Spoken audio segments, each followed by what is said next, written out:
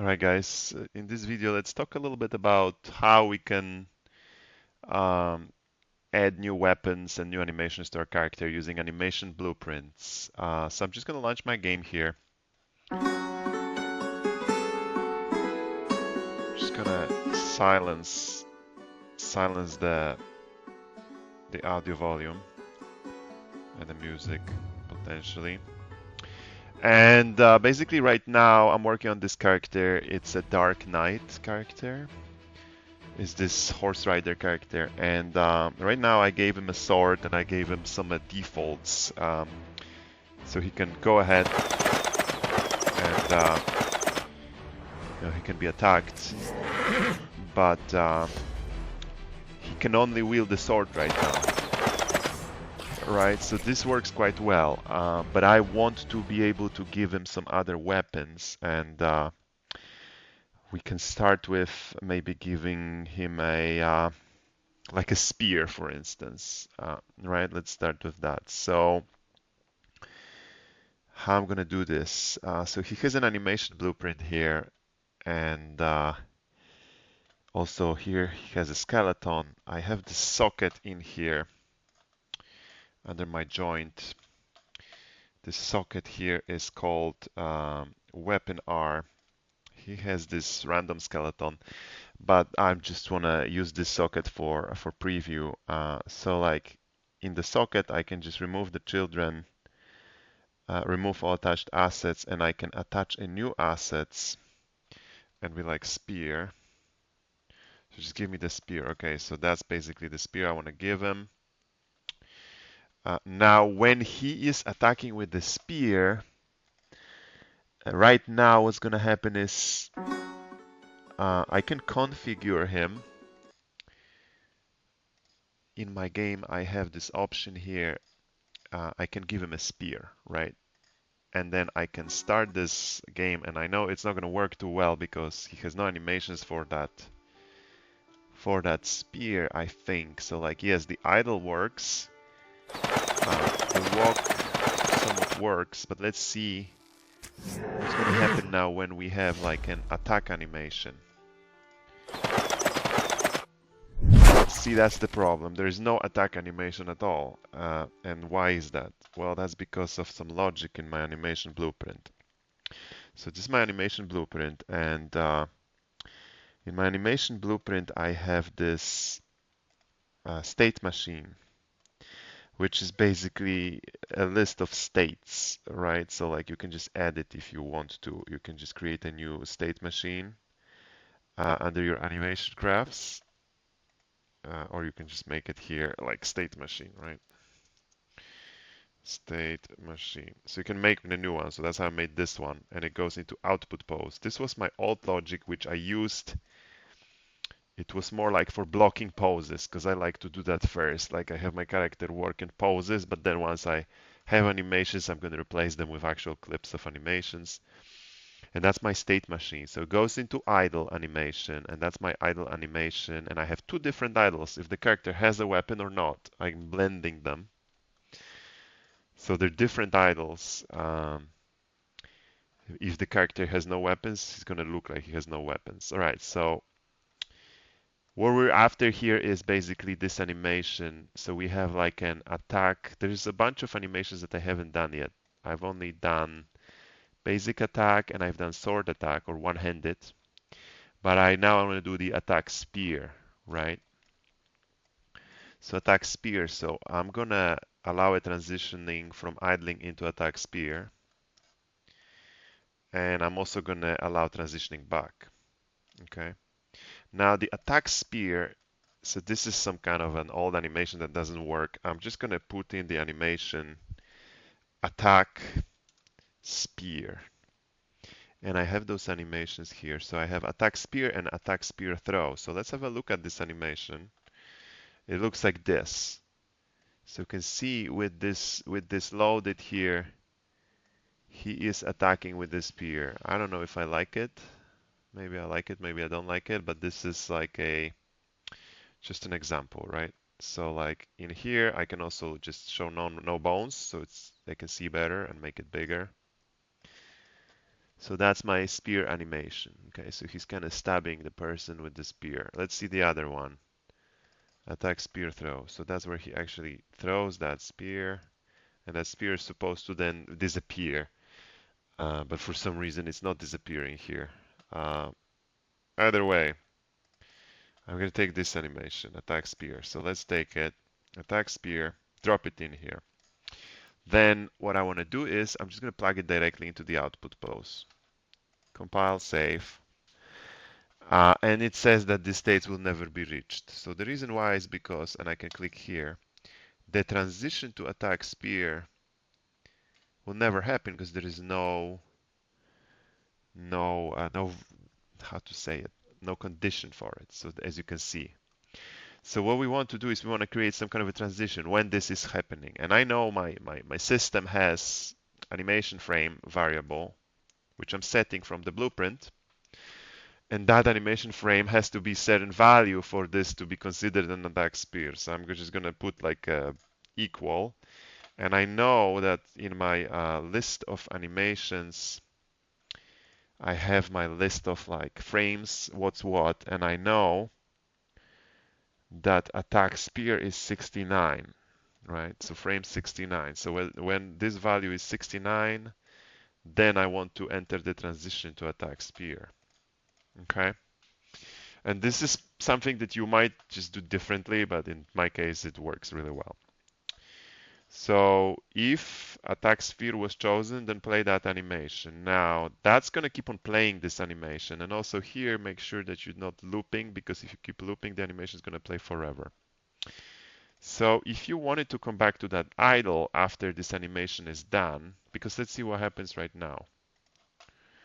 Oh, sorry, wrong folder. Let's just play it and see. Ooh, no one wants that. What is that? Minimize. So like, let's see what happens when we go forward and attack now. So he's just gonna go forward. The skeleton's gonna shoot him, and now you defend yourself, man. Let's kill him. So you see that worked quite well, but if you take a closer look right now, he didn't come back to that idle. And why he didn't come back to that idle? Because we never really got out of there. And like, you will not see it because idle is very subtle, but you want him to keep animating once he gets out of that animation. So you need to kind of create a attack sphere out, and like you click here and then when to trigger it. And so this is actually really nice. So if you just type in time, so you right click here and you just type in the remaining ratio, and then now basically you want to make sure that the ratio of this animation is less than 0.1, and that will initiate the transition out of that attack sphere. So now if he kills the other guy, he will keep on animating into the idle. So if we just play now, you will see. And like, I guess I could give him a longer range because he's kind of like has to do 2 moves in order to get there. But let's just get there. So now you kill him. You stop, and let's just attack and observe how he killed him. But now he's still animating. You see how this spear is moving now? There you go. So that's basically the success that we were looking for. Hey everyone, I'm working on my passion project, Beasts vs Undead, a turn-based RPG inspired by classics like Heroes of Might and Magic and Age of Wonders, but with its own unique twist. If this sounds like your kind of game, I'd love your support on Patreon. By becoming a patron, you'll get exclusive access to the latest builds, stunning new artwork, in-depth game development tutorials, behind-the-scenes dev diaries, and even the opportunity to help shape the game itself. Your support means the world and helps bring this dream to life, so check out my Patreon and join the journey. Now there's other animations there too, such as defending, or hurt is already working because hurt works on all the weapons. I made it that way. But if you go forward and if you just set him to defend, well, this is not going to work now. So you defend, and then you defend. Now look that there's no defense animation for this. See what I mean? So we want a defend animation for the sphere, spear. So we also need to go there and set that up now. So in order to do that, we need to go, and so we have the attack set up. Now we have to go set up the defend, and we have multiple defense, and we have a hurt, but we don't have, there is the defense spear, right? So the defense spear is something we want to do, and we need to find that animation. So defend, and we have defend spear. So he's defending like this. You see what I mean? That's pretty cool, isn't it? Let's try it. So defend spear, let's just drop it in here. And basically same stuff, not looping. Now, you need your rules for transitioning in and out. In my case, defense spear, I know that it's already set up. So I need to connect it from idle. I need to connect it back out. And here, for him to be defending, it needs to be 70. So current frame, get frame, animation, get anim frame, it needs to be equal 70. And if it's equal 70, that's when I want him to enter that transition. And that will trigger this defense thing. And I can also expand that because it's nice to be able to move back and forth like this, you know what I mean? And then defense spear, to get out of that again, now you have to click here and you have to do remaining ratio.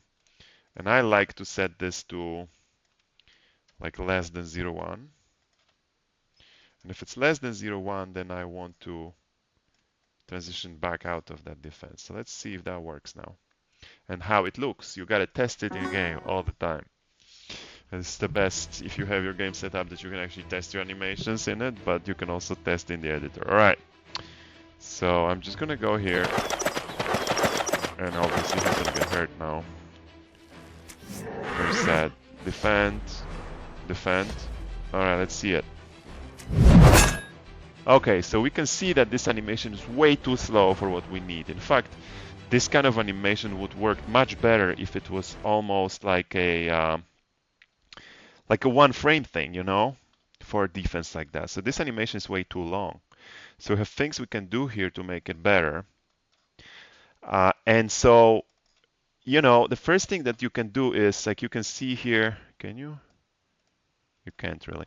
Okay, but like we can see here, defense sphere, or if you just double click it, want it open? Oh yeah, there it is. So like, you know, he's anti-king and then he's defending, but it's more like an attack at this stage. So what we want to do instead, we want to actually maybe increase the play rate, but definitely increase the starting position. Let's start with that. If we start it at like 50%, he's going to assume that pose much faster. Let's see if that is going to fix it. We can also increase the play rate, but I'm just not going to do it just yet because maybe that's not something that that we need to do. So let's start a battle and let's see what happens. And then we can see. So I really don't need this guy here. Okay, you go. Okay, this is gonna be, you know, you shoot him, you defend, you defend. Let's see it. Yeah, so the thing is, like, it works much better, but it's still too slow. So let's do that play rate now. So that will, like, if I set this to 2, that will make it twice as fast. I can also start it even later if I wanted to, but I think that might just work. Let's see.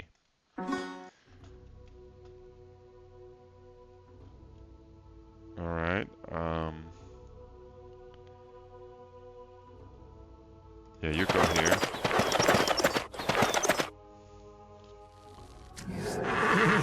Defend. Let's see it. Yeah, so you see that probably worked a little bit better. I feel like there is some balance to be achieved there. Possibly we want him to start this animation a little bit later, maybe at like 0.65, but play rate is too fast right now. Let's do it 1.5. I feel like this is gonna be perfect. And you know what? Like, I'm just gonna load this bottle here, and I'm just gonna remove this guy because I don't need it. Okay, that's gonna be easier for me to edit now. Let's see if that's gonna be more. Yes, there you go. See? So now we have just those two guys. They're gonna be attacking each other. So let's just defend, and let's see what happens now. Oh, but he has a sword. God damn it. See, like that thing, it's just not that great. Okay, so you delete, and you, I want you to have that spear that I was just giving you. Save. All right, let's do that. We know the sword works. I did it before. Okay, so let's see that now. So you defend. Yeah, I kind of like it. It's not the worst. Could be a bit faster, maybe. Let's see it again.